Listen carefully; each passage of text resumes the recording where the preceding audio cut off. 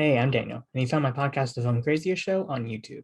For this conversation, I was able to speak with Jules Williamson, the director of the new comedy Off the Rails. It's a film with a lot of heart, as it's a story about a group of best friends who lose their best friend, Anna, and set out across Europe with Anna's daughter to help fulfill Anna's final wish. As for when you can find the film, Off the Rails will be available on video on demand and on digital formats on Friday, December 10th. So let's get right into the conversation with Jules. Hi, Jules. How's it going? Very good. Very good. Thank you. Nice to meet you. Nice to meet you. Happy December. Yes, happy December. Yeah. How did we get here? I know, right? Yeah. Jeez, this is like the year is slow but fast at the same time. I know it is, isn't it? That's what everybody's saying. It's very strange. Yeah. Now, about Off the Rails, I'd love to ask, just how did you get Dame Judi Dench and even Franco Nero for this film? Well, it was the producer who got them, Bill Kenwright. So it was all down to him. Okay. But yes, it was very exciting to work with them both. Amazing. We were, very fortunate to work with him. And actually, there was an amazing moment with Franco Nero when I first met him, because he was actually my first crush, because I'd seen him in Camelot playing Lancelot. When obviously he first met his now wife Vanessa Redgrave as well, and he was just so, it was a thing of beauty, really, wasn't he, in Camelot? And anyway, so I did confess this to him when I met him, but I was really very young when I saw it, but he was terribly sweet about it, and we ended up singing a bit of Camelot together, which was amazing. Wow. I thought, I can't believe I'm standing here singing Camelot with Franco Nero. So that was an incredible moment. Oh, that's awesome. Holy crap. Like a lifelong dream, right? Yeah. That's cool. Now, while watching this, I really felt that this was felt like a personal story. So, and I know you didn't write the film. I know Jordan Waller wrote it, but what attracted you to the script for this film? Well, when I was 19, I went interrailing with my three best friends, and we said we would do it again when we were 40. And then in my mid-30s, I could see that we obviously had different lives to what we expected, in good ways and bad ways. And when you're 19 and you're traveling, you talk about your lives and what you're expecting and what you're hoping for, and often you're quite sort of clear about where you think your life is going to head. And like lots of people, your life doesn't always work out that way. So I just thought it was interesting as a concept, that these women would not go interrailing because they had different agendas and different priorities. And I liked the idea that they were all kind of struggling with their lives and were anti-heroes, if you like. So I kind of developed it from there. And when I was approaching, or rather I was having meetings with people after I'd made my first short film, Tattoo, people obviously wanted to know, particularly because the film was nominated for a BAFTA and it won the Palm Springs Film Festival, people wanted to know what my first feature was going to be about. And I told them about this. But at that point, there were no films being made about women of that age, of 40. So it seemed something that people were quite cautious about, because there was no market proof, if you like, that the film would succeed. And it's a cautious business because there's so much money at stake. So I kind of sat on it for a while, but I never let go of it. I always intended to make it. And when I saw Mamma Mia being made, and obviously the massive success of that, and also films like Blue Jasmine, which was about a woman who was 40 plus, and when Cate Blanchett gave that amazing rallying cry at the Oscars, saying that the industry needed to wake up to the fact that these films made money. And of course that women want to see themselves on screen. They want their stories to be told. And I just couldn't see any films about women in midlife. And so, you know, as I was in my 40s and approaching 50, I thought, well, right, okay, well, let's make up women in their 50s, because actually, in many ways, it's a much more interesting age, because there's so much going on. There's so many things that pull women in different directions. That is a point where a lot of women feel like society has forgotten about them, entirely incorrectly. And so I wanted to make a film to show women and men that through the power of friendship, women could enable themselves to find a new way, a new beginning, and to kind of take control of their lives and get their lives on track to start the next stage of their lives. Okay, that's awesome. And you also deal with two different generations here. So one generation is a trio of friends getting over the loss of their best friend, and then the other generation is a daughter mourning the loss of her mom. Can you just talk about that aspect of the film and like building the connections between those four cast members? Well, Lizzie Dormer Phillips, it's her first feature, so you know that was a big deal for her, and we were all very motherly, really, towards her, and so you know that it fell into place very quickly. Obviously, the character's supposed to feel like an outsider, and I think that Lizzie got that completely. And you know, naturally, because of the fact there is this age gap, it enhanced that slight disconnection, if you like. But at the same time, we didn't want her to feel like that, and everybody went out of the way to make sure that she felt that she was as important as everybody else. But to be honest, the whole nature of the way the film was made and the atmosphere on and off set, we were so close. We were all like a big family. So, you know, the crew were very protective about her as well. And because there was such a wonderful atmosphere all the time between everybody, and we worked so tightly together, there was never any issues around it.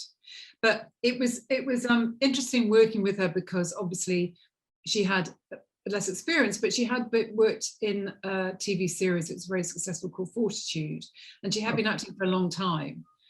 So it didn't really feel that different. Okay, fair enough. Now, I'd also love to ask, just this is Kelly Preston's last film. So what was it like getting the chance to work with her and kind of having her work embodied in this movie? Well, it was very bittersweet, as you can imagine, although when we were filming, I didn't know that Kelly had been ill. I don't know exactly what her circumstances were while we were filming, but I know that what I do know is that she had the most amazing kind of life force about her, which was very contagious, and she had great passion for the film and the story, which must have resonated with her. And she brought this kind of wonderful openness and joy to the set, and to all the relationships she had with the crew. And the crew absolutely adored her. They loved her being around. They loved being around her. But the actresses in particular, as a whole, were an amazing unit. They bonded so fast, and they had such a strong connection with each other, and they really loved each other. So that was a wonderful wonderful experience for me, because obviously that's exactly how I would want it. And coming from an acting background, I trained as an actress myself, and then I worked a lot in documentaries. The combination of working with actresses and having the reality of it being based on my own life, but also seeing these friendships actually happening was fantastic. And we did become like a gang. So, you know, she was a very, very extraordinary spirit, and she had all this charisma, and she was a proper movie star, but she never behaved like a movie star. But, you know, she had that kind of charisma that movie stars have.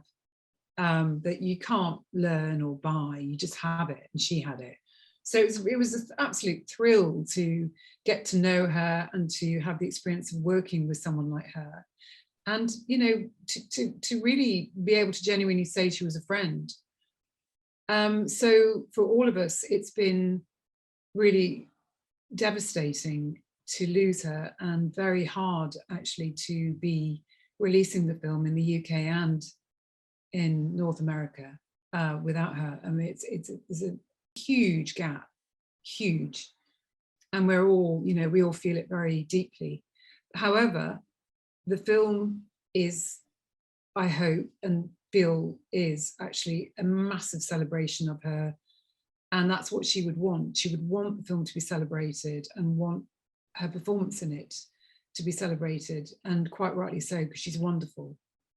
Yeah, I thought it was kind of neat just in the way that the film itself is like a beautiful look at grief and just a celebration of a lost friend. So it kind of, to me, it seemed like that made Kelly's last role more special in a way. Absolutely. Yeah, I couldn't agree more. I also have a couple questions about Blondie, because this film is set to the soundtrack of Blondie. So was that your choice to make it Blondie, or was that already in the script?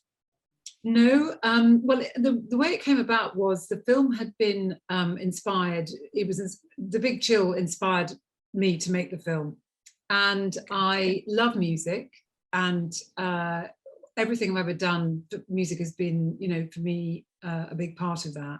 So The Big Chill has a very iconic soundtrack that everybody knows. And when myself and Arabella Page Croft, who I originated this with, she was the producer, we took it to Bill Kenwright, who came on board as main producer, and he loves The Big Chill and is a huge music fan. And I wanted Blondie to be in the story, and for Anna to want to be Debbie Harry, because everybody wants to be Debbie Harry at that, you know, from my age group, because she was and is so cool and so iconic. And then just as we were about to stop filming, Bill said, what about a Blondie soundtrack? So I paused for about half a second before I kind of went, that is a genius idea, how exciting, because I was just blew my mind really to think we were going to have a soundtrack that was going to be Blondie. And he worked tirelessly. It was all down to him that we got the soundtrack. Okay. Did you guys ever try to get any of the band members in the film? No, we didn't. No, we didn't do that. Okay. Fair enough. I'm not super familiar with Blondie, so I was looking through the filmography trying to see if there's any band members, because I don't know, but that's fair. No secret walk-ons, no. Okay. Do you know what the reaction was to learning that they had a film features their music so heavily? Well, they always knew about it, because obviously they were very much part of the agreement to use their music. Sure. So no, they saw the film, they liked it very much, and so, you know, they saw it before, as the deal was being done, really. So I think that they really love it. Okay, at least I hope they love it. I mean, I'm assuming they do. I hope so too. Do you have a favorite Blondie song? Well, obviously Dreaming, you know, it has such a profound resonance in the film. And I also love Picture This, and wanted that to be the song that we used for the post-argument scene. And so we, myself and the editor, so that was my idea to use that. And then we worked really hard to edit the shots to the music for that, which I really love that scene. And I love all their music, really. I mean, I'm a massive fan, huge fan. Okay.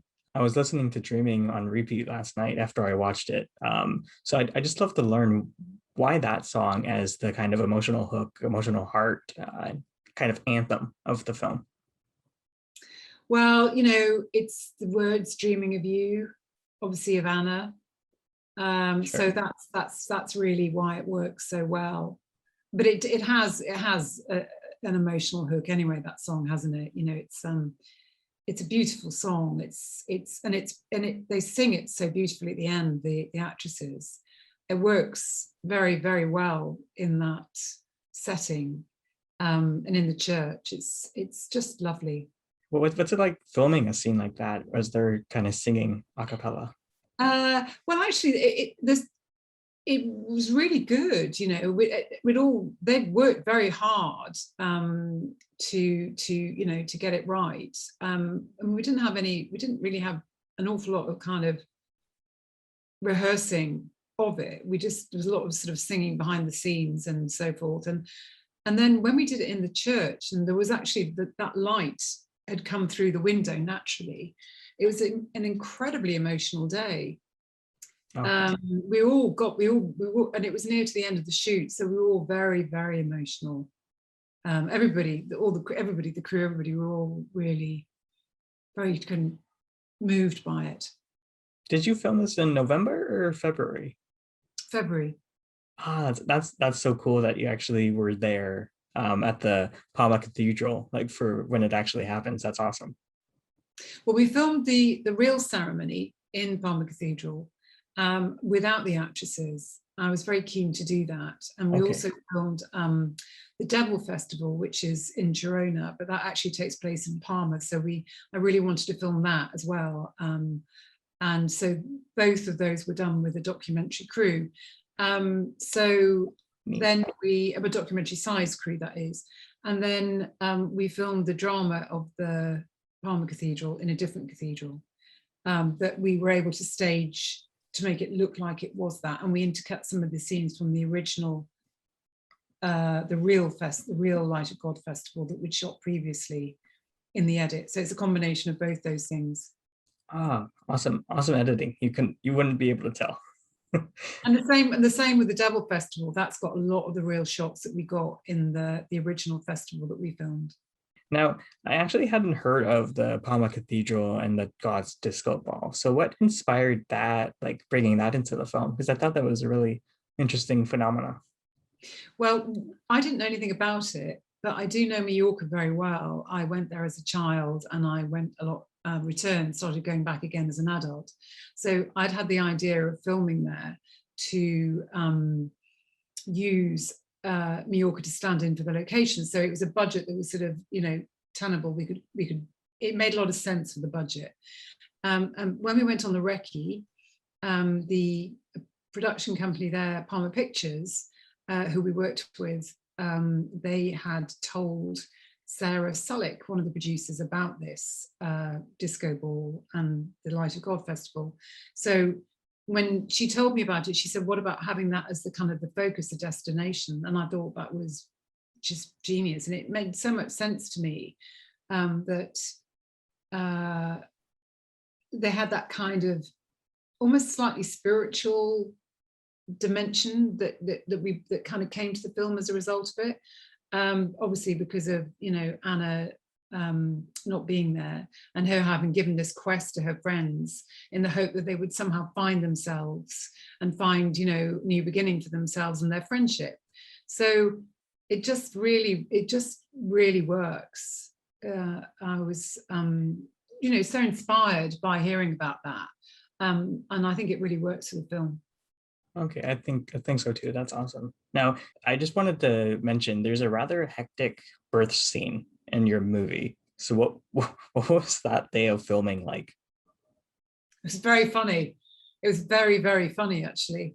And in all honesty, I wasn't really that keen on the scene. But Kelly had been dying to do it because she's such a brilliant comic actress, and right from the start she was really really looking forward to it, and by this time we'd been improvising quite a lot in scenes, and I was trying to give them room to play and just to be the friends that they were, and so we'd really kind of got into a groove, and this kind of it kind of encapsulates that because it was very freewheeling what we did with it.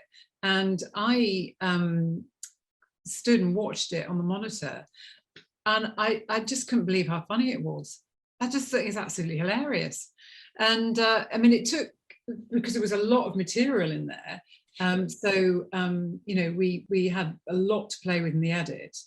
But the relationships are so good with them all by that time. And Kelly and Sally are very funny in it together. For sure. And Jenny, you know, they all play off each other so well in it. And Lizzie is so adorable in it, you know, and particularly that last shot at the end, you know, when she's looking at them all, because she wants them all to be friends, she wants them all to come together. And, you know, this is a kind of moment for them all to be joined. You know, it was Jordan very much could see that this was an opportunity for them to be coming together, and this feeling from the audience that, oh no, it's all going to be okay, because they're all really happy and it's all going to work out. And then of course, you know, things kind of get a bit, I won't say anything much more, but things start getting very tricky again. So it's nice because you have that kind of roller coaster. But it was a really good day. I loved it. That's awesome. I'm glad you kept the scene in. It was really funny. Actually, interestingly, a midwife, well, it wasn't really up to me, to be honest. But a midwife came to see it, she said to me afterwards how realistic she thought it was, which was fantastic to hear, because you know, it's quite quick, isn't it? But she said, oh, no, I've been in births that have been that quick. She said, no, it was very realistic. And actually Sally had called somebody the night before who was a midwife, just to make sure that we'd kind of got, because she being the doctor, wanted to make sure she wasn't doing anything wrong. So you know, she took that very seriously. So yeah, but I was so delighted to hear the midwife say how realistic it was. Yeah, that's a lovely reaction. I could keep talking, but I'm gonna keep you on track for your interview. So Jules Williamson for Off the Rails, I'd love to thank you for chatting with me on the Filmcraziest show. It's a pleasure. Thank you so much. Thanks. Nice meeting you. Yes, and you. Very nice. Thank you.